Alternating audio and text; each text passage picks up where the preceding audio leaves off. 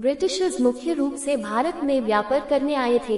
Britishers का पहला आगमन 24 अगस्त 1608 ईडी में सूरत में हुआ था। शुरुआत में ब्रिटिशर्स अपना व्यापार बढ़ाने की कोशिश कर रहे थे। इसी सिलसिले में वह सिराजुद्दौला के पिता जैनुद्दीन अहमद खान से मिले। जैनुद्दीन को कहीं न कहीं अंग्रेजों पर शक था, इसलिए वह उनको व्यापार करने की सीमित ही इजाजत देता था। ब्रिटिश अपने लिए कोठी बनाने की इजाजत मांगते थे, जो कि जैनुद्दीन अहमद खान ने कभी नहीं दी। धीरे धीरे जैनुद्दीन के इंतकाल के बाद सिराजुद्दौला बंगाल के नवाब बने। सिराजुद्दौला के सेनापति का नाम मीर जाफर था। वह बहुत लालची था, इसलिए अंग्रेजों ने उसके साथ संधि कर ली और ये तय किया कि तुम अपनी सेना हमारे खिलाफ इस्तेमाल नहीं करोगी, और यही मीर जाफर ने किया। इस पूरी बात का अगर हम निचोड़ निकाले तो यही निकलता है कि अंग्रेजों ने शुरुआत तो व्यापार देगी, लेकिन अंततः भारत पर आक्रमण करके उस पर राज करना चाहा। अंग्रेज भारत के राज्यों को पूरी तरह से अपने नियंत्रण में लेने का प्रक्रिया ब्रिटिश पूर्वाग्रह के तहत शुरू हुई थी। इस प्रक्रिया का प्रारंभ 1757 में बक्सर के युद्ध के बाद हुआ, जिसमें ब्रिटिश ईस्ट इंडिया कंपनी ने मुगल साम्राज्य के साथ हिलचल कर दिल्ली के बादशाह की अनुमति से बक्सर क्षेत्र को नियंत्रण में लिया।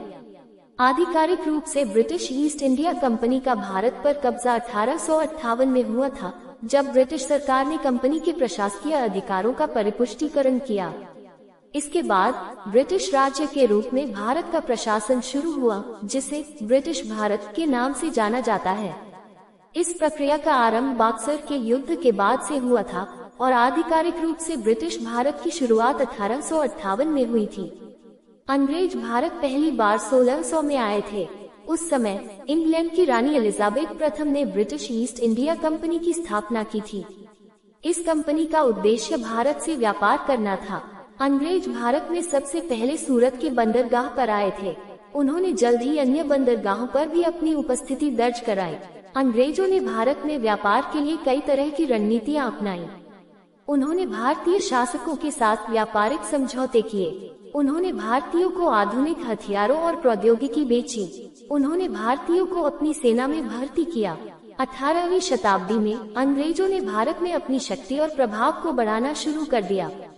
उन्होंने कई भारतीय राज्यों को अपने अधीन कर लिया। 19वीं शताब्दी में अंग्रेजों ने भारत पर पूर्ण नियंत्रण कर लिया। अंग्रेजों ने भारत पर 200 से अधिक वर्षों तक शासन किया। इस अवधि के दौरान भारत में कई महत्वपूर्ण बदलाव हुए। अंग्रेजों ने भारत में आधुनिक शिक्षा, स्वास्थ्य सेवा और बुनियादी ढांचे का विकास किया। उन्होंने भारत में एक राष्ट्रवादी आंदोलन को भी जन्म दिया। भारत के साथ व्यापार करने की इच्छा। अंग्रेजों को भारत से मसालों, कपड़ों और अन्य वस्तुओं के व्यापार में दिलचस्पी थी। फ्रीलांसिंग व्यवसायों के लिए बेस्ट प्लेटफॉर्म। भारत पर राजनीतिक नियंत्रण हासिल करने की इच्छा। अंग्रेजों को भारत पर राजनीतिक नियंत्रण हासिल करना था, ताकि वे अपने व्यापार को बढ़ा सके और अपनी सुरक्षा सुनिश्चित कर सके। भारत में धार्मिक प्रचार करने की इच्छा। अंग्रेजों को भारत में ईसाई धर्म का प्रचार करना। उस समय ब्रिटेन एक शक्तिशाली देश था, लेकिन अंग्रेजों को भारत को गुलाम बनाने के लिए अनेक राजा महाराजाओं से युद्ध करना पड़ा था। उस वक्त ब्रिटेन हथियारों, बंदूकों, टैंकों तथा आर्थिक दृष्टि से मजबूत देश था। भारत में अंग्रेजों का आगमन 1600 ईस्वी में माना जाता है। 1600 ईस्वी में अंग्रेजों ने इंग्लैंड की महारानी एलिजाबेथ से भारत में व्यापार करने का अधिकार प्राप्त किया और ईस्ट इंडिया नामक कंपनी बनाई। 1608 ईस्वी में अंग्रेजों ने सूरत को अपना व्यापारिक केंद्र बनाया। उस समय भारत का अंतिम शासक बहादुर शाह जफर था। अंग्रेजों ने हमारे देश पर 200 सालों तक राज किया था। हमारा भारत अनेक छोटे छोटे राज्यों में बटा हुआ था। भारत में अनेक राजा राज्य करते थे। तब अंग्रेजों ने सबसे पहले इन्हीं राजाओं को भ्रष्ट करना शुरू किया और भारत में भ्रष्टाचार को बढ़ावा दिया।